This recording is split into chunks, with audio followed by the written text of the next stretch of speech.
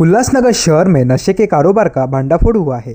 Police ने गांजा बेचने आए एक युवक को पकड़ लिया है और उसके पास से 1 किलो 290 ग्राम गांजा जब्त किया है। हिललैन पुलिस स्टेशन के पुलिस कांस्टेबल बाबूलाल जाधव को सूचना मिली कि आरोपी सोनू ठाकुर वसरगांव के वीट भट्टी में गांजा बेचने आ रहा है। पुलिस ने जाल बिछाकर जब सोनू को हिरासत में लेकर उसकी तलाशी के दौरान उसके पास से 1 किलो गांजा बरामद हुआ। पुलिस इस बात की जांच कर रही है कि उस वक्त गांजा सोनू किससे लेकर आया था। इस शातिर आरोपी सोनू ठाकुर के खिलाफ पहले भी पुलिस मामले दर्ज है।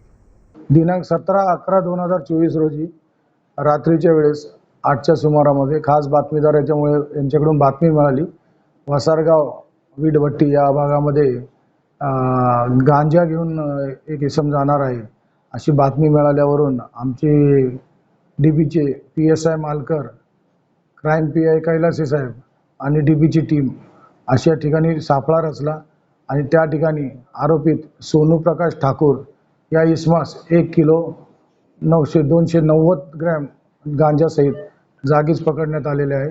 सदर गांजाची किंमत ही एकूण 67,270 रुपये आहे। सदर आरोपित याला गुन्ह्यामध्ये अटक केली। सदरबाबत हिललाईन पोलीस स्टेशनला 839/24 नार्कोटिक्स प्रमाणे गुन्हा दाखल आहे। सदर आरोपी त्याची पोलीस कस्टडी रिमांड घेण्यात आलेली आहे। सदर आरोपी त्याच्या रिमांड मुदतीमध्ये माहिती काढली तर त्याच्या विरुद्ध मध्यवर्ती police station, Mahatma Gandhi police station, Mahatma Phule police station, Vitthalwadi police station, Kolshewadi police station अशा ठिकाणी चोरीचे गुन्हे दाखल आहेत।